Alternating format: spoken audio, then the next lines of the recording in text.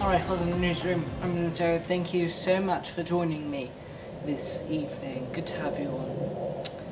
Alright, Interstate 85 collapsed a few weeks ago and construction has been happening to quickly repair the freeway for operation.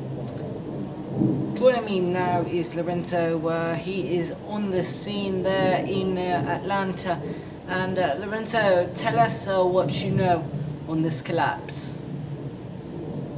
This is as close as we're getting to the collapsed portion of Interstate 85 after the crews have been working throughout the week since the collapse of the freeway just before April, on the last Thursday of March, and just before the spring break holiday as well, which lessened the traffic. But as you can see, the road behind me has reopened. Piedmont Road has been opened as crews have cleared off this section of Interstate 85 as it collapsed, and they are repairing the sections, removing these sections to make way for the new sections to be built. Now there is an incentive for the contracting company to complete this by mid-May, and that is a reward of $3.1 million for this company to finish it by mid-May. Now it's still unclear if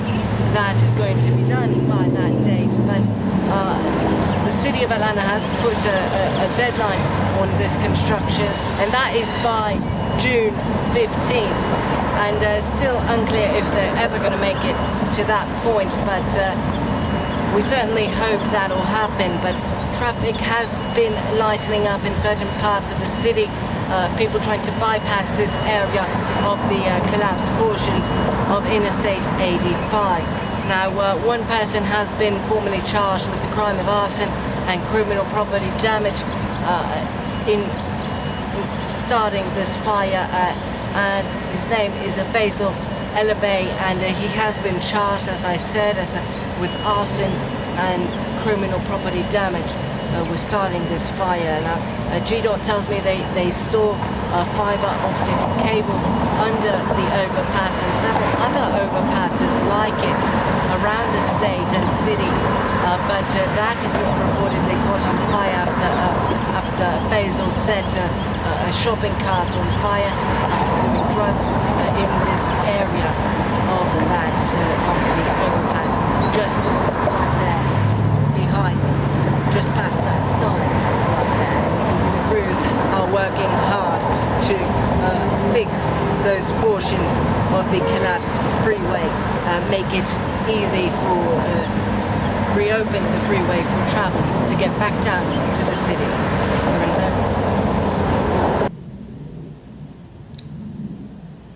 Alright, well Lorenzo, thank you for that, and we certainly will keep you updated as the construction progresses on the 85 repairs. And I want to cross over now to Christy Williams. She is a fire explorer in Atlanta, and she's joining me now via Skype. Christy, good to have you on again. Good to have you on this evening. Thank you so much for joining me. So you are a fire explorer. How long have you been doing that, and can you just explain a little bit about this explorer to our viewers who don't know what that is? Well, I've been a fire explorer for going on 4 years now,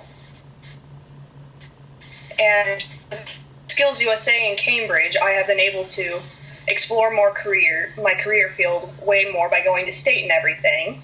And here, past October, a new Alpharetta Explorer post was open for firefighting explorers. It's like police explorers, but for firefighting. It is the newest and youngest post for the fire department. So you are involved with members of the fire department and working to learn more about the industry, correct? Yes, that is correct. So you have some sort of knowledge of what exactly causes fires and how they start, all that information.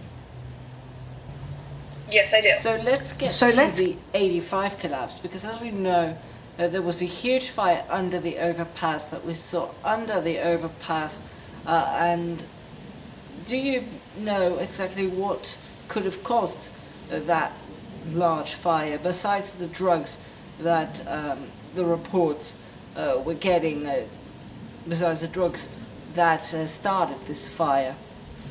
I've actually heard a lot of different things about what have caused the I-85 fire and bridge collapse. I've heard of many different stories that it was some homeless guy who was seeking shelter under the bridge, some arsonist that was from prison decided to take revenge and blow up the bridge, and then it was just a freak accident. So whatever, nothing could have really. Right, so whatever started the fire had to start out small and spread to the fiber optic cabling that the Georgia Department of Transportation stores under the overpasses, and they store in several other overpasses around the state.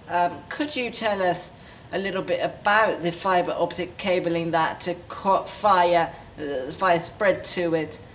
Could you tell us a little about that? Do you know anything about it? I only know a little bit about that. I haven't read too much into it yet. I haven't really had a chance. But what with ring that it was, some of the wiring was flammable. I information and sources that I've gotten, some was flammable, but with everything is flammable. You just have to get it to its ignition point. So if the fire can get hot enough, it will spread, and that is what happened. It spread all through the materials and wiring that was underneath that was stored underneath the bridge. How hot do you estimate that fire got? Well, fires are usually really hot, as anybody could tell, but with that, I would say it must have gone anywhere from 800 degrees to over 1,000 degrees to catch that stuff on fire. Because we know the Fahrenheit for paper is, isn't it 451 for paper? I think it is. We can check on that. Somewhere 400, Fahrenheit 451. That's the ignition point for paper. Okay. So if we're going with fibers, different fibers have different ignition points. And with that, we would have to consider it factors of where it was located, the weather, the temperature of the outside, what was located around the fibers, and everything like that. We would have to consider multiple factors. Right. And lastly, the actual, talk a little bit about what exactly what might have caused the actual collapse of the overpass, because we understand that there is the freeways are made of concrete, but they also have wiring, iron inside it to give support to the bridge and roadway. Could you talk a little bit about what exactly caused it? Do you know what caused it? Was it the concrete? Was it the iron melting within the concrete? Or was it a combination of both?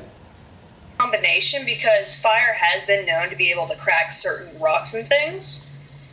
And if you can get anything to its point of catching on fire or anything like that, you can catch anything on fire and you can possibly melt it. Concrete, it has a very high point, but it's still at one point in the temperature scale, there will be a point where it does catch fire, and if it's hot enough, it can crack it. With the metal, if the fire can get hot, the support beams, like the rebar that is used to hold the structures like together, together. It helps you lost your support, and then the heat inside the bridge, it will crack from the inside out. Alright, well thank you so much for that wonderful insight from Christy. Pleasure having you. Pleasure speaking with you tonight. Alright, and that does it for me in the newsroom. We're going to continue to follow these stories and more. Have a look at our website. You're looking at live pictures of our website. Have a log on there. That's going to be newsbrief.wixsite.com/news. You can check out this story and a bunch more on there. Thanks for joining me this evening.